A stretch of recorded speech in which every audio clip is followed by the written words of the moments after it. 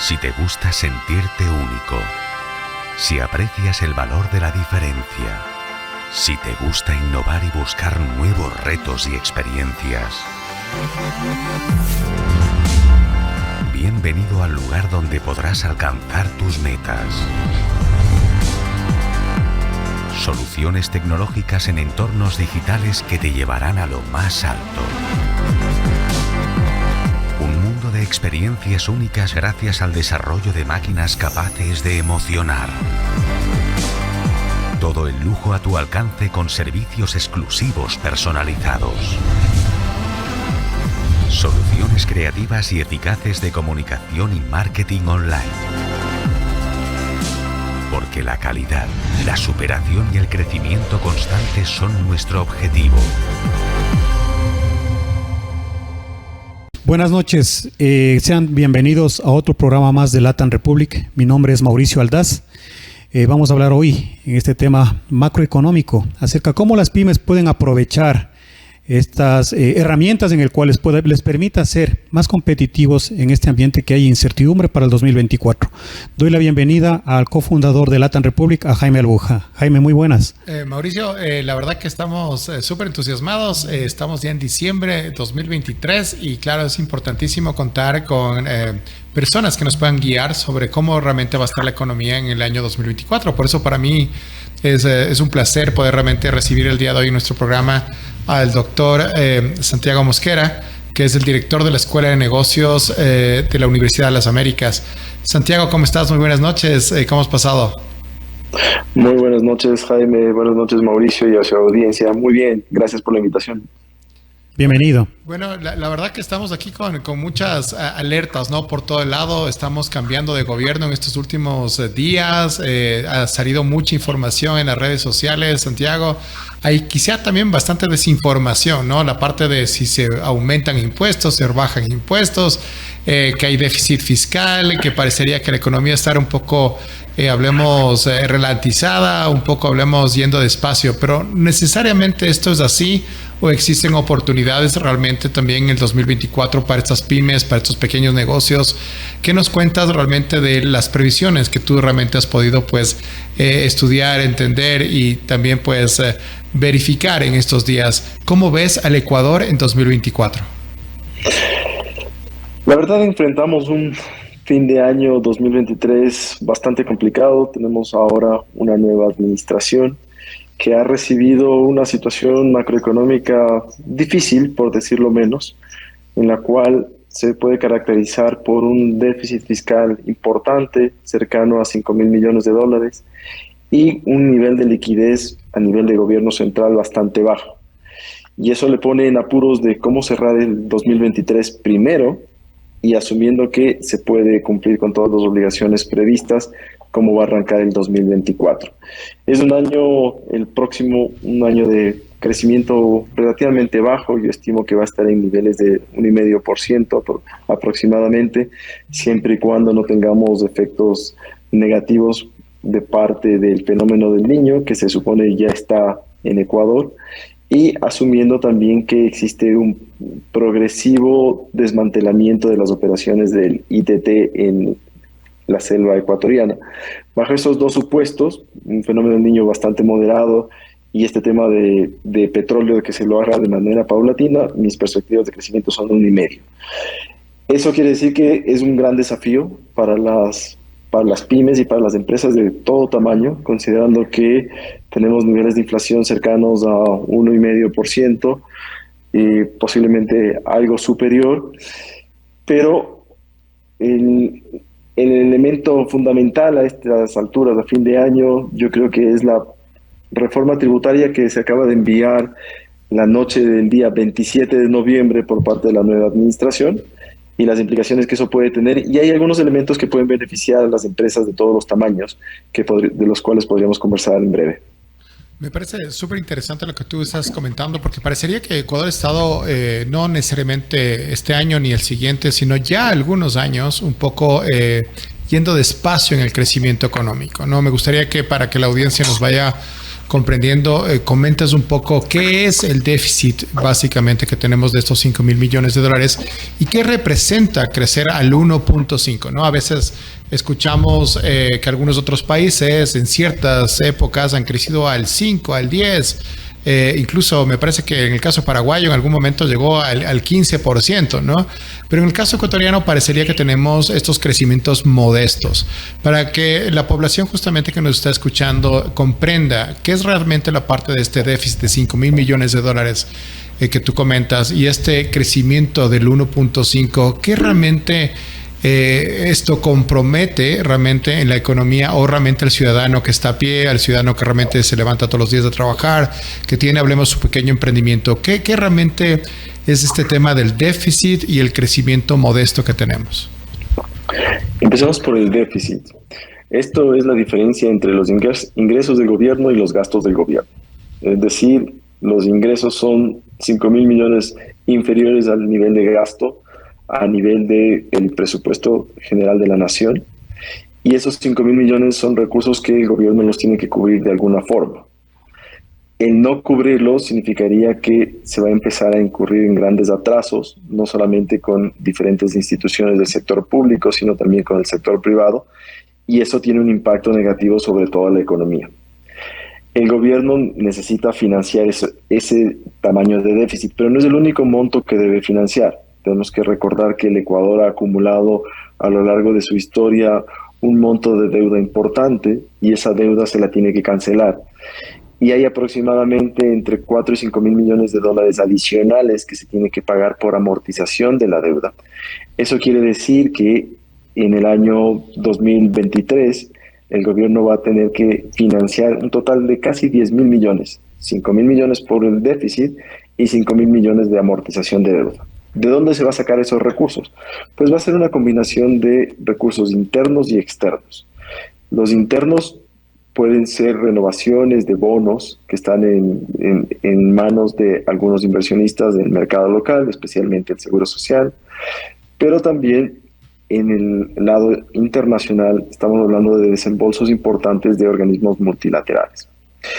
Esperamos que el gobierno efectivamente pueda cubrir toda su brecha de financiamiento y eso le permita cerrar con un nivel de deuda más alto, pero sí al menos al día con aquellos proveedores que han entregado servicios, bienes y servicios al gobierno, incluyendo los salarios de la burocracia que en el mes de diciembre, como ustedes saben, con el aguinaldo o el décimo que se tiene que pagar, estamos hablando de casi 1.800 millones de dólares.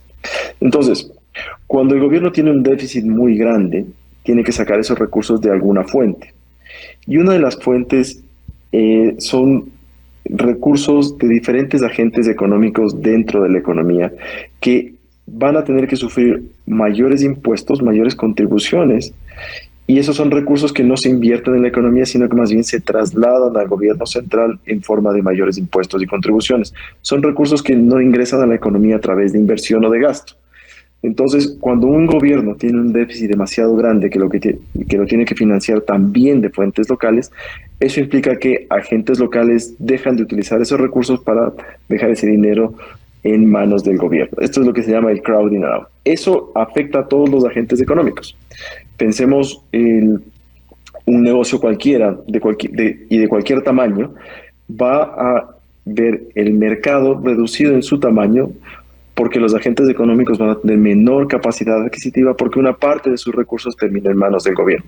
Así que los déficits efectivamente tienen un impacto sobre el nivel de actividad económica porque es dinero que se tiene que recoger para dárselo al gobierno y que cubra sus necesidades de financiamiento. Vamos a la otra variable que tú preguntaste, Jaime, el tema de crecimiento. El Ecuador sí ha tenido épocas de un crecimiento más elevado. Hablemos de los primeros años de este milenio, cuando el Ecuador recibió inversiones importantes para la construcción del OCP, y hasta el año 2003-2004 las cosas se hicieron en términos macroeconómicos relativamente bien y hubo un flujo importante de recursos. Fue una época de mayor crecimiento económico. Pasó lo mismo durante la década del correísmo. a través de un monto elevado de inversión pública. No vamos a hacer ningún juicio de valor acerca de las fuentes de financiamiento. El Ecuador tuvo varios años de tasas de crecimiento por encima del 5 hasta del 6%. Entonces el Ecuador sí ha tenido épocas de un crecimiento mayor. Lo que se necesita ahora es nuevamente acelerar ese crecimiento, pero en esta ocasión lo tiene que hacer el sector privado, porque el sector público, como ya mencionamos, el tamaño de los déficits bastante elevados respecto al tamaño de la economía, requiere que el sector público no sea el jugador más importante en la economía ecuatoriana, sino que sea el sector privado. Y que sea ese sector privado comprometiendo recursos a través de inversión los que permitan generar mayor nivel de empleo y mayor nivel de actividad económica hacia adelante. En una situación en la que el Estado no puede ser el piloto ni el copiloto, en realidad tiene que ser el pasajero que está en el asiento de atrás. Santiago, estás comentando con respecto a inversión. Estaba leyendo un artículo que decía que la inversión extranjera en Ecuador estos últimos tiempos ha sido muy baja. ¿Sería también parte de que el gobierno permita cierta accesibilidad para que haya una política clara para la inversión extranjera y permita pues el desarrollo del país? Yo creo que no ha faltado de parte del gobierno el crear un ambiente relativamente favorable a la inversión extranjera. Sí, uno puede hacer un análisis por sector, pero en términos generales, yo creo que en los sectores donde mayor inversión ha recibido el Ecuador, que son sectores estratégicos, pensemos petróleo, pensemos minería, tenemos un marco regulatorio que es bastante competitivo en mercados internacionales y que en cierta forma sí favorece a la inversión extranjera. La pregunta entonces es, ¿por qué no viene? Ahí tienes una serie de elementos que van más allá del control que puede tener el gobierno. Por ejemplo, hemos tenido en cosa de 4 años 2 protestas importantes de los grupos indígenas del país que han paralizado el país entre 1 o 2 semanas. Esas son cosas que asustan a los inversionistas extranjeros. Tienes un tema de riesgo país que es importante, inestabilidad tributaria que también afecta. Si tú no sabes exactamente cómo vas a poder pronosticar tus flujos futuros, porque hay cambios en los marcos tributarios del Ecuador, entonces posiblemente vas a ver con ojos dudosos el poner recursos en el país y vas a pensar en dónde puedo poner donde hay mayor nivel de estabilidad. Es una serie de elementos, pero el gobierno anterior de Guillermo Lasso hizo un gran esfuerzo que para mí se lo manifestó en noviembre del año 2021, cuando hubo ese evento Ecuador Open for Business, donde efectivamente vinieron muchos inversionistas de muchos países y había una carpeta, un portafolio de alternativas de inversión bastante importante, y a pesar de que habían pasado algunos meses, a junio no se había materializado ninguno de ellos, y en ese momento tuvimos esta protesta, esta marcha indígena que paralizó el Ecuador. Estos son los elementos que asustan a los inversionistas y que hacen que ellos vean hacia otro lado.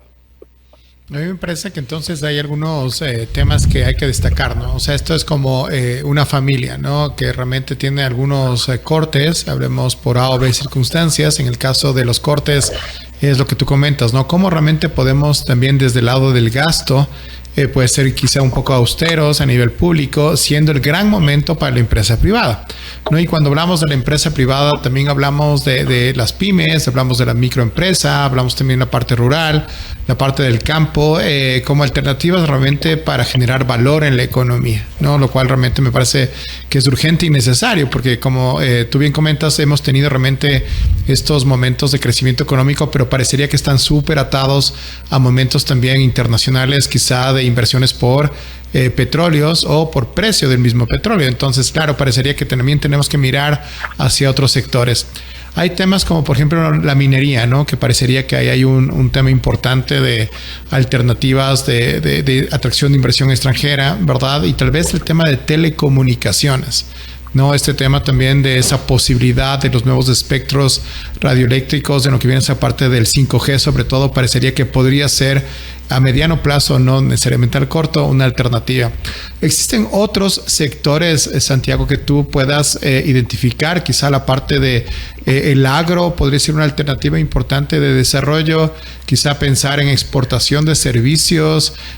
Quizá existe desde tu parte alguna identificación de algún otro sector, aparte de los que hemos comentado, como alternativas para este 2024, no necesariamente ser parte del sector, pero también podemos ser proveedores del sector.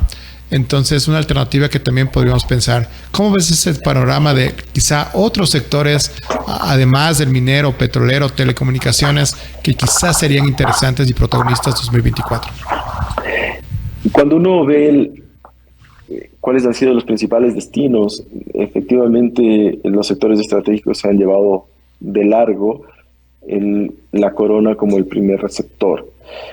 En temas de minería, yo creo que en temas petroleros lo tenemos bastante más difícil, porque si consideramos dónde están ubicados los principales pozos o áreas petroleras en el Ecuador, hoy enfrentamos a nivel mundial un cambio en la matriz energética que incluso aquellas empresas conocidas por ser productoras o extractoras de petróleo están buscando cambiar su matriz energética en favor de productos o más bien de fuentes renovables.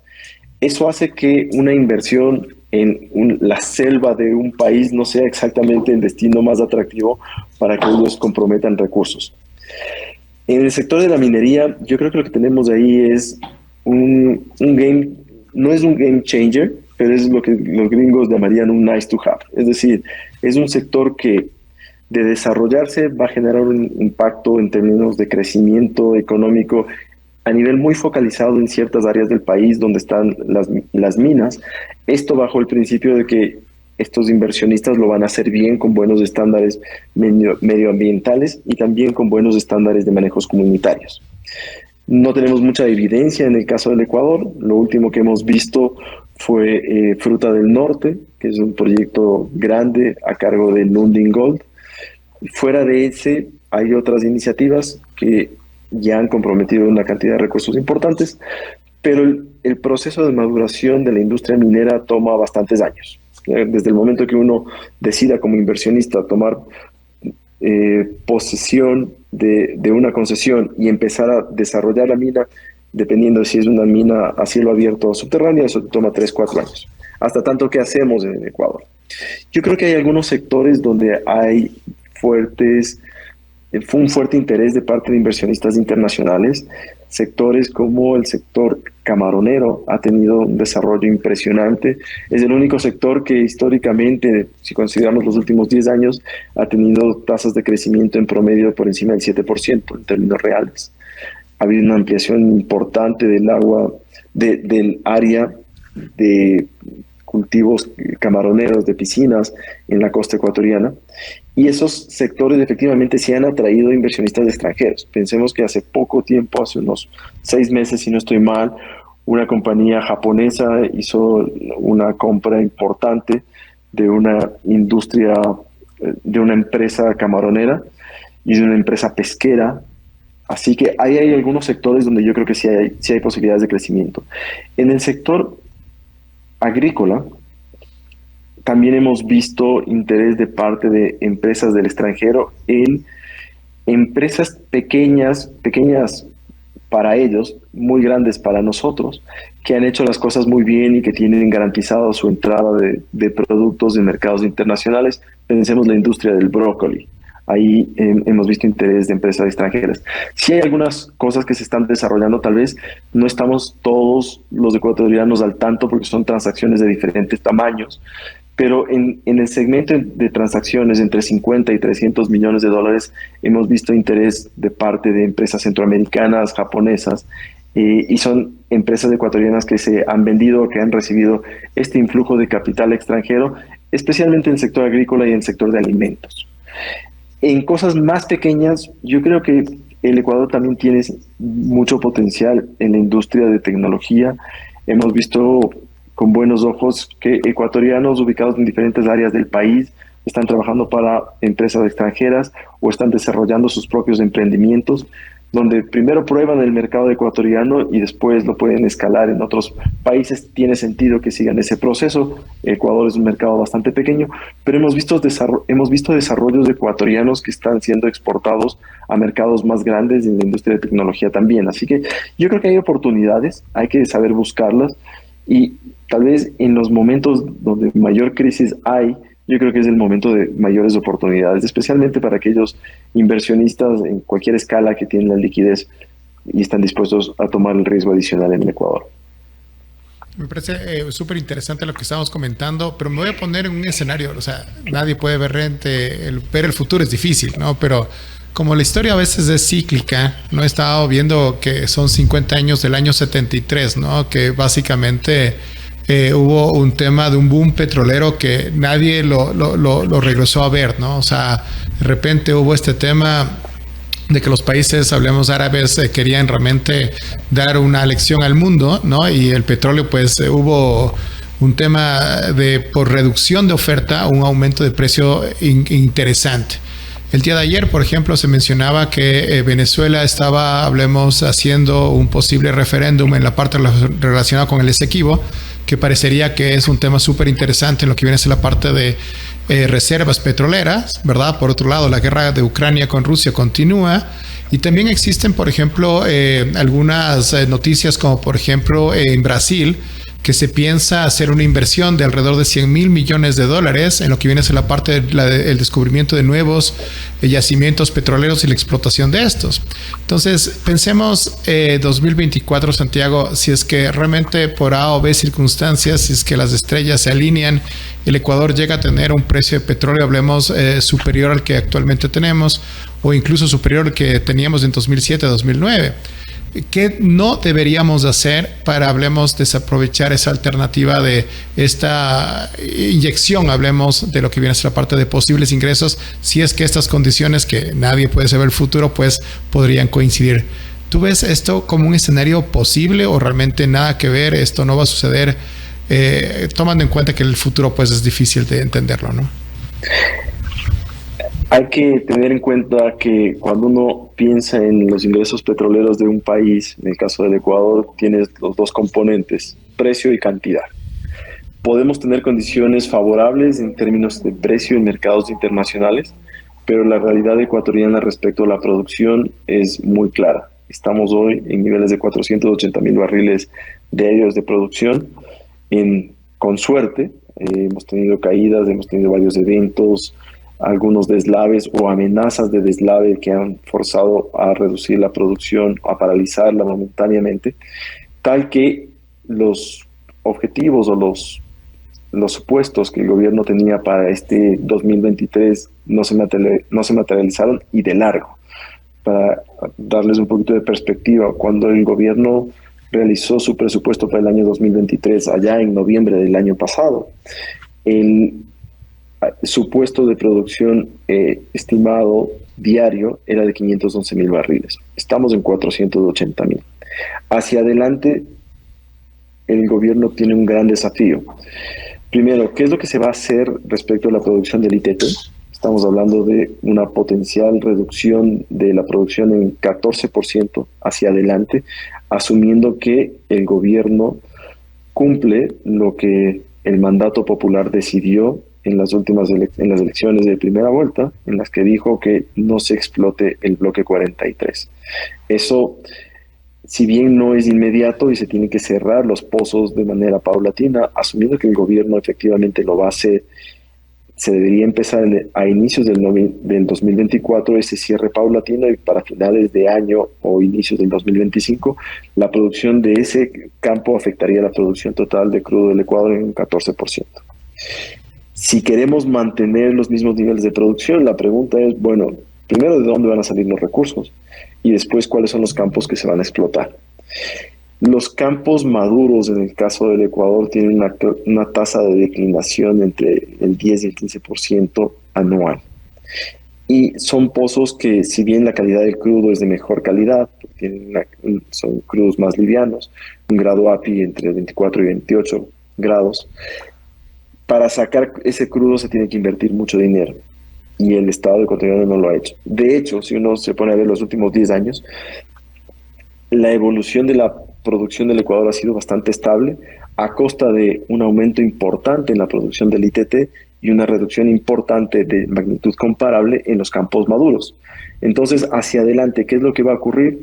Asumiendo que el gobierno tiene recursos, tiene que meter mucho dinero en campos maduros para mantener simplemente la producción, asumiendo que la parte del ITT se nos va a ir. Así que yo no tendría mucha esperanza de los recursos que nos vienen por petróleo, a pesar de que las condiciones de mercado internacional pueden ser favorables en cuanto al precio. Santiago, entonces de lo que te estoy entendiendo, está complicado el tema petrolero. Lo interesante sería el tema minero. Hay más alternativas al respecto. Hay más potencial. Yo diría, ¿qué es lo que ocurre en el sector minero? Como mencioné antes, los proyectos son de larga data. Desde el momento en que se tiene la concesión, se empieza la exploración y pasa la fase de construcción de la mina, te puede tomar 2-3 años. Y el momento que empieza la construcción de la mina, una mina subterránea, te puede tomar 2 o 3 años, que fue el caso de Fruta del Norte. Entonces, si queremos resultados inmediatos en términos de inversión, sí pueden ser los recursos que llegan para la etapa de exploración, asumiendo que se facilita la llegada de esos inversionistas, que de hecho ya están en el Ecuador y están a la espera de tomar posesión de nuevas concesiones. Hay un tema de permisos ambientales que es para otra discusión, pero esos proyectos, en el mejor de los casos, te generan en conjunto, por 2 proyectos, pensemos, $1.000 millones en inversión extranjera directa, que es menos del 1% del Producto Interno Bruto. Es bueno tener, desde luego, pero es una parte de la estrategia. Yo creo que el Ecuador necesita inversión en otros sectores para dinamizar la economía, porque, ojo, esos proyectos, inclusive en la fase de construcción, te generan 3.000 empleos, que son bienvenidos en esas zonas rurales donde tienen lugar estos asentamientos, pero no te cambian la situación del país. Lo que necesitamos es que se llegue al Ecuador a generar empresa, ni siquiera a comprar empresas, sino a generar empresa. Y para eso necesitamos el rol activo del inversionista ecuatoriano, el extranjero también, pero especialmente el ecuatoriano que decida apostarle aún más a este país. Sí, yo coincido porque, por ejemplo, mientras arreglamos el entorno, ¿no?, de general de los negocios, no necesariamente en un tema puntual de algún sector puntual, sino necesitamos arreglar el entorno general para que justamente todas las empresas tengan posibilidades. Hay que apostar al ahorro interno, ¿verdad? Y a las empresas internas que sigan realmente haciendo inversiones. Y en estos 5 minutos que nos faltan, Santiago, quería preguntarte, es muy reciente, el gobierno tiene muy pocos días, pero lanza realmente una reforma tributaria, una reforma económica que tiene realmente el interés de poner este tema de la empresa privada como alternativa, hablemos de desarrollo. No sé si has tenido tiempo de revisar este tema que ya fue lanzado, como tú bien comentabas, en la noche del 27, pero ¿qué opinas de estos temas que han asomado en estas horas? Positivos, negativos, estamos haciendo más de lo mismo, mismas recetas, algo disruptivo que hayas encontrado. Me parece que es interesante el plantear una reforma tributaria que no está buscando aumentar de manera sustancial la recaudación, sino más bien de abaratar ciertos costos en sectores en los cuales puede haber un potencial dinamismo en el año 2024. Creo que eso puede funcionar, tal vez es demasiado poco. El elemento que más salta a la vista de esa reforma tributaria es la reducción del IVA del 12 al 5% para los insumos de la industria de la construcción, para construcción de nuevos proyectos inmobiliarios. Tal vez eso es demasiado poco. Sí valoro otra de las iniciativas que lo que busca es dar un incentivo tributario a aquellas empresas que contraten por al menos 6 meses a un número determinado de jóvenes y puedan deducirse de sus impuestos todos los gastos, tanto en sueldos como en contribuciones al Seguro Social. Para incentivar el empleo joven me parece que es una buena iniciativa. Sin embargo, en mi opinión, de los 2 elementos que trajo a la mesa el presidente Noboa, tienes por un lado generación de empleo, hay estas iniciativas para ello, y el otro tema es el tema de seguridad.